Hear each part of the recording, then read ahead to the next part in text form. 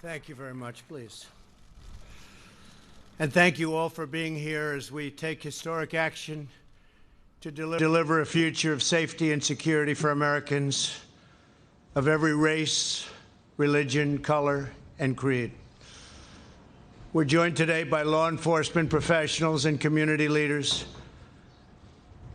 Though we may all come from different places and different backgrounds, we're united by our desire to ensure peace and dignity and equality for all Americans. I've just concluded a meeting with incredible families, just incredible families that have been through so much. The families of Ahmaud Arbery, Botham Jean, Antoine Rose, Jamel Roberson, Adiana Jefferson, Michael Dean, Darius Tarver, Cameron Lamb, and Everett Palmer. These are incredible people, and it's so sad. Many of these families lost their loved ones in deadly interactions with police. To all of the hurting families, I want you to know that all Americans mourn by your side. Your loved ones will not have died in vain. We are one nation, we grieve together, and we heal together.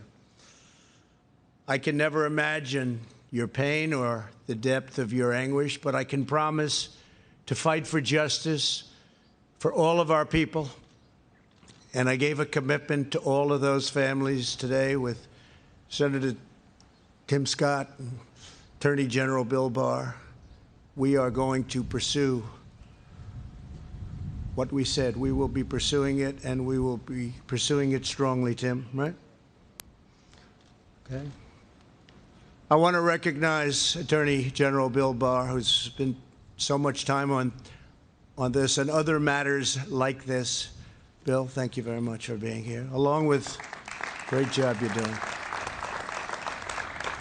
along with Senate Majority Leader Mitch McConnell and Tim Scott, and they're going to be working on a Senate bill also that can go hand in hand with this. And also Representatives Kelly Armstrong, Louis Gohmert, Jim Jordan, Guy Reschenthaler, and Pete Stauber.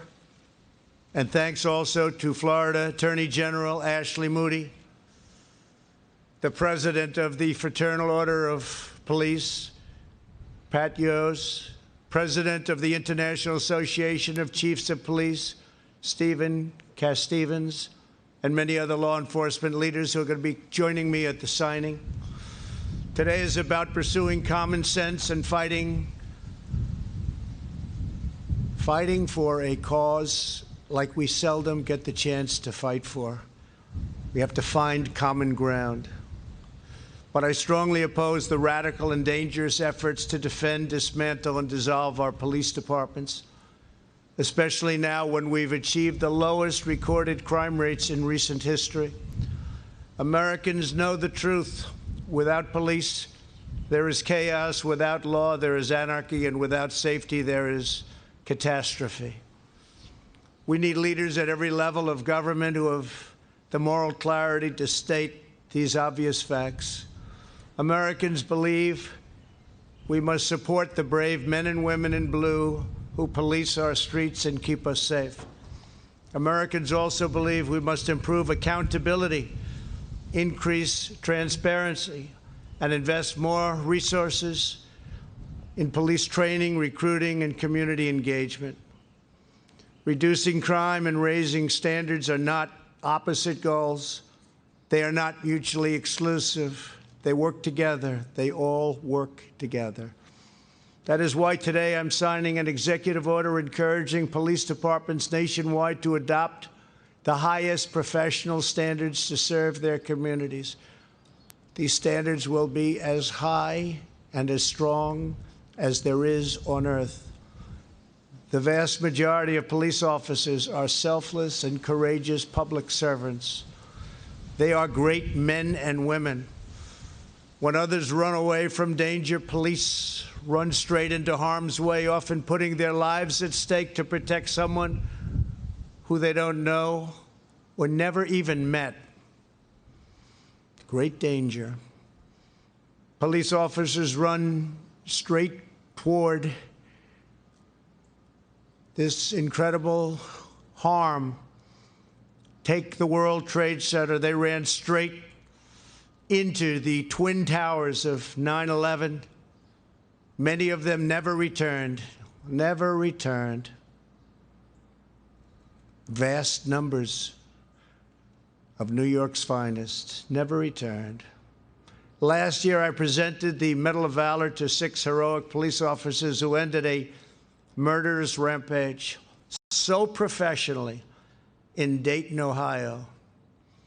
Hundreds of people would have been killed, surely, without them.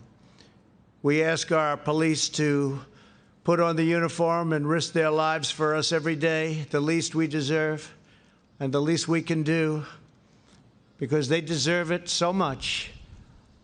They have to get our gratitude, and we have to give them great respect for what they do. For the job is one of the most dangerous jobs on earth, one of the most difficult jobs on earth. Last year alone, 89 law enforcement officers were killed in the line of duty. In recent days, 2 members of law enforcement were killed amid riots and looting, and hundreds of police officers were injured just recently. One officer was shot in the head and is now laying in a hospital, almost totally paralyzed. Despite our very good record on crime, law and order must be further restored nationwide, and your federal government is ready, willing, and able to help, as we did in Minneapolis after it got out of control for 4 days. We sent in representatives, commonly known as the National Guard, and it was all put down very quickly. We're willing to help. We're willing to help in Seattle. We're willing to help anywhere you want, and we'll be there very quickly. It won't take long. There will be no more looting or arson, and the penalty will be very grave for those who get caught. Violence and destruction will not be tolerated. We cannot do that. The looters have no cause that they're fighting for, just trouble. Every day, police officers make great sacrifices to keep our communities secure and safe. In 2018, our police arrested nearly 12,000 people for murder, 25,000 people for rape, and nearly 1.5 million for assault. Very dangerous criminals. In many cases, local law enforcement is underfunded, understaffed, and undersupported. 47% of all murders in Chicago and 68% of all murders in Baltimore went without arrests last year. Americans want law and order. They demand law and order. They may not say it. They may not be talking about it, but that's what they want. Some of them don't even know that's what they want, but that's what they want. And they understand that when you remove the police, you hurt those who have the least the most. Nobody needs a strong, trustworthy police force more than those who live in distressed areas, and nobody is more opposed to the small number of bad police officers, and you have them. They're very tiny. I use the word tiny. It's a very small percentage, but you have them. But nobody wants to get rid of them more than the overwhelming number of really good and great police officers. Some of them are standing with me and with me in the audience today, and I appreciate you being here. Thank you. Thank you. Great job. What's needed now is not more stoking of fear and division. We need to bring law enforcement and communities closer together, not to drive them apart. Under the executive order I'm signing today, we will prioritize federal grants from the Department of Justice to police departments that seek independent credentialing, certifying that they meet high standards, and in fact, in certain cases, the highest standard. That's where they do the best, on the use of force and de-escalation training. For example, many believe that proper training might have prevented the tragic deaths of Antoine Rose and Botham Jean. As part of this new credentialing process, chokeholds will be banned, except if an officer's life is at risk. And I will say we've dealt with all of the various departments, and everybody said, it's time. We have to do it.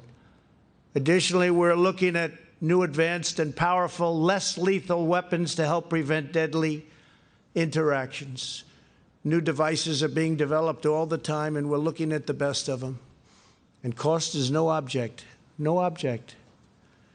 Under this executive order, departments will also need a share of information about credible abuses so that officers with significant issues do not simply move from one police department to the next. That's a problem.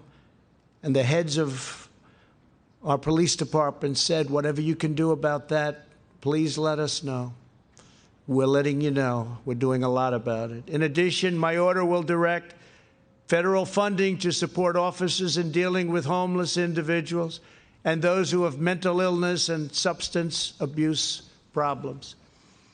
We will provide more resources for co-responders, such as social workers who can help officers manage these complex encounters. And this is what they've studied and worked on all their lives. They understand how to do it. We're going to get the best of them put in our police departments and working with our police. We will have reform without undermining our many great and extremely talented law enforcement officers. President Obama and Vice President Biden never even tried to fix this during their 8-year period. The reason they didn't try is because they had no idea how to do it. And it is a complex situation. Beyond the steps we are taking today, I am committed to working with Congress on additional measures. Congress has started already, and they'll be having bills coming out of the Senate and possibly out of the House. And hopefully they'll all get together and they'll come up with a solution that goes even beyond what we're signing today. But this is a big, big step, a step that hasn't been taken before. But in order to make real progress on public safety, we have to break old patterns of failure. Many of the same politicians now presenting themselves as the solution are the same ones who have failed for decades on schools, jobs, justice, and crime. They are all often, unfortunately, the same politicians running the cities and states where help is most needed. It's an attitude, and it's not working. Today's action is a big part of the solution to restoring, renewing, and rebuilding our communities. For the last 3.5 years, my administration has been focused on creating opportunity, fighting for equal justice, and truly delivering results. Nobody has ever delivered results like we've delivered. Nobody's come close. And we worked with some great people. We worked with fantastic people to get it done. We enacted landmark criminal justice reform, something that nobody else could get done. They tried, and they couldn't even come close. So we got it done, and we got it done powerfully, and people appreciated it. But it's something that, with all the work and all the talk for so many years, criminal justice reform, nobody else could get done. We secured permanent and record funding for HBCUs, that's historically black colleges and universities, numbers that they never thought were possible, and long-term financing because they would come back to the White House after my third year. I said, why are you here again?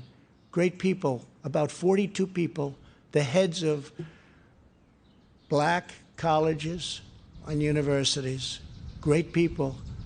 They do such an incredible job. And I'd see them after the third year. I say, why are you doing this? We need money again. I said, don't we set it so you have like a 10-year program, a 5-year program? No, sir. For years and years, we've had to come back every single year. I said, well, the only bad thing about what I'm going to do is I'm going to give you long-term financing and I'm going to up the amount, but I won't get to see you anymore. So that's the bad part. But you can focus on education now instead of worrying about dealing with us in Washington. So we did that for the historically black colleges and universities. I'm very proud of it. They're incredible. They're incredible people. Got to know a lot of the heads of those colleges. They do an unbelievable job and don't get the kind of notoriety that they should have. We expanded affordable options for better health care. We created opportunity zones with Senator Tim Scott, brought it to me. We didn't know if we could get it past him, right? But we got it passed, and I think it's probably one of the great things that we've done in this administration. Tens of thousands of jobs, billions and billions of dollars being brought into areas and neighborhoods that would never, ever, ever be taken care of monetarily. Areas that didn't have 10 cents put in them for years and decades. And now people are investing, thriving, and the jobs have come back. We achieved the lowest black, Hispanic, and Asian unemployment rates in American history. And we will do it again. We'll do it again. We're fighting for school choice, which really is the civil rights of all time in this country. Frankly, school choice is the civil rights statement of the year, of the decade, and probably beyond, because all children have to have access to quality education. A child's zip code in America should never determine their future, and that's what was happening. So we're very, very strong on school choice, and I hope everybody remembers that. And it's happening. It's already happened, but it's happening. We have tremendous opposition from people that know they shouldn't be opposing it. School choice. All children deserve equal opportunity because we are all made equal by God. So true. A great jobs market and thriving economy is probably the best thing that we can do to help the black, Hispanic, Asian communities. We saw that just recently prior to the virus that came in from China just a few months ago. What a horrible thing it was all over the world, 188 countries now. And I just want to say we've done incredibly well. We're doing well. Things are happening that nobody can even believe. Our country is opening up, and it's opening up rapidly. We had the best unemployment and employment. We had best unemployment and employment numbers. Think of that. In the history of our country, we're up to almost 160 million people working. There was never anything even close.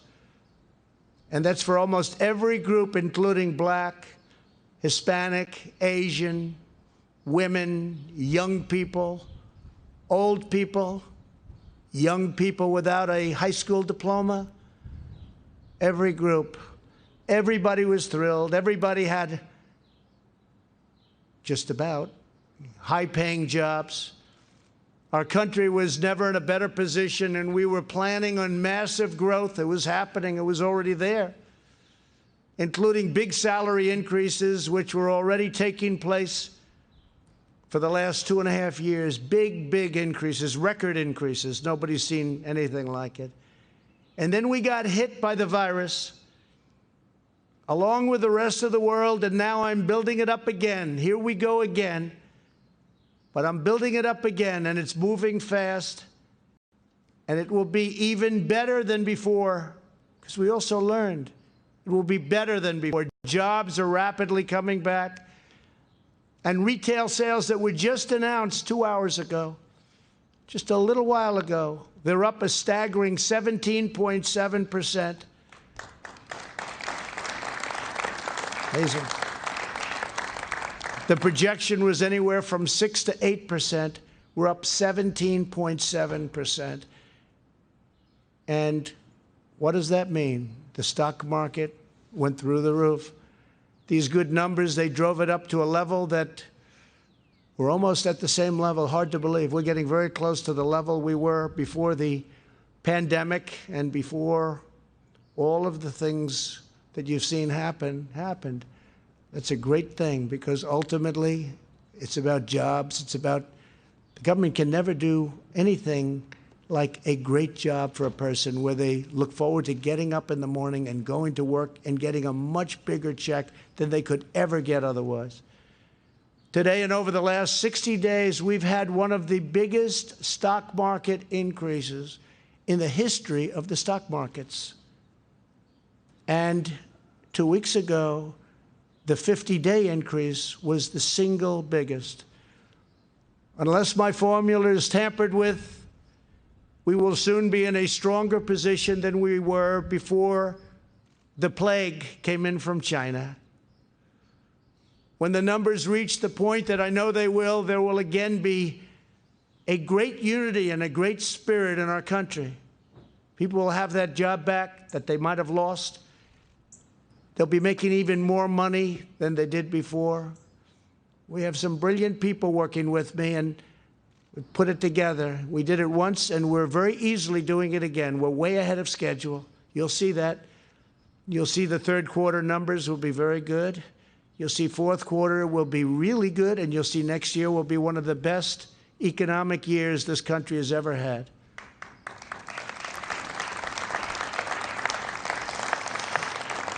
And it's all happening very quickly, way ahead of schedule, and I think you'll see that. People can't even believe what they're looking at. But on top of all of that, before the end of the year, I predict we will have a very successful vaccine, therapeutic, and cure.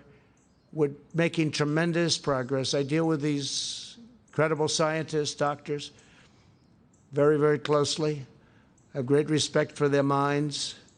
And they have come up with things, and they've come up with many other cures and therapeutics over the years. These are the people, the best, the smartest, the most brilliant anywhere. And they've come up with the AIDS vaccine. They've come up with, or the AIDS, and as you know, there's various things, and now various companies are involved. But the therapeutic for AIDS was a death sentence. And now people live a life with a pill.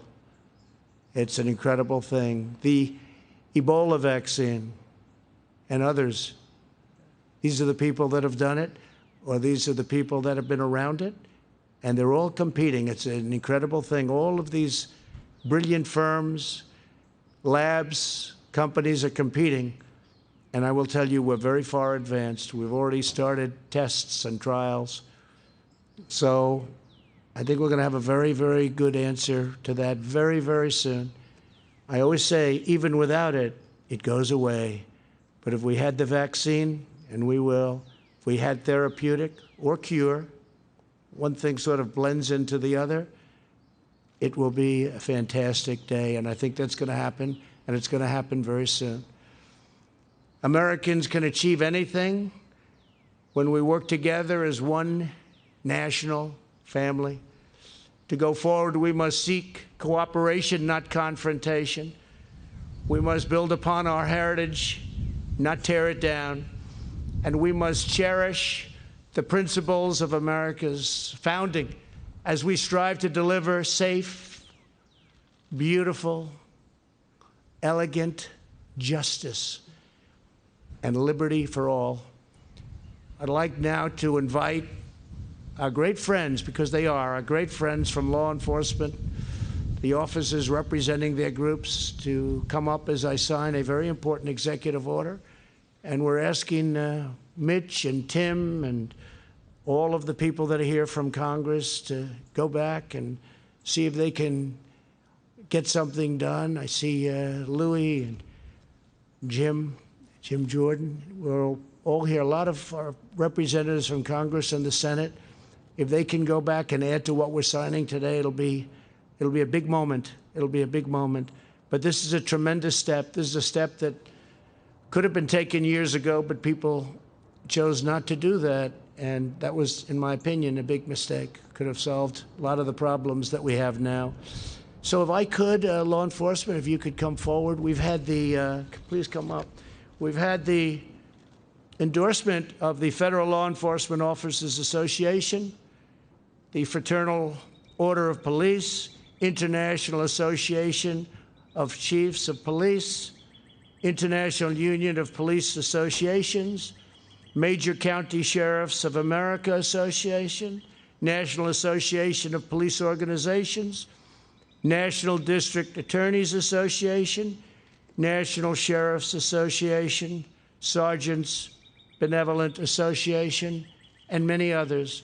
They've worked on this with me and my team. Have been fantastic. I want to thank my team. What a team it is. And we've taken very much into mind what they are saying, because these are the people that keep us safe, and they've done an incredible job. Thank you all very much. Thank you.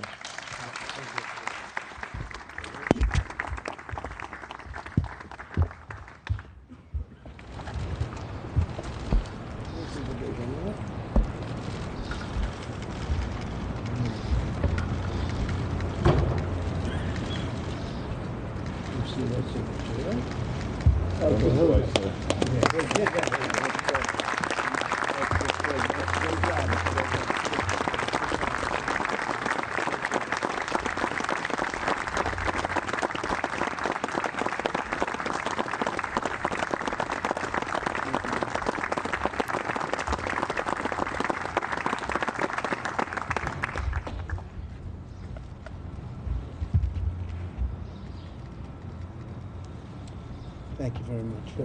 Thank you. Take one of these for yourself. At a time when our nation is struggling to find its way forward together after so much protesting and the deaths of black men at the hands of some police officers and the stride and struggle that they push forth, the President of the United States making history today with the Safe Policing for Safe Communities executive order ahead of Congress doing yet any legislation. They're working on it. They haven't passed anything, and the President jumps ahead with these 4 messages. We are a nation. We grew together. We healed together. I gave my commitment to families hurting today with the Attorney General Barr and Senator Tim Scott of South Carolina. By the way, that senator, the only African-American Republican in the Senate. He says he's signing the executive order to adopt the highest standards of policing. Another message, he bans chokeholds. The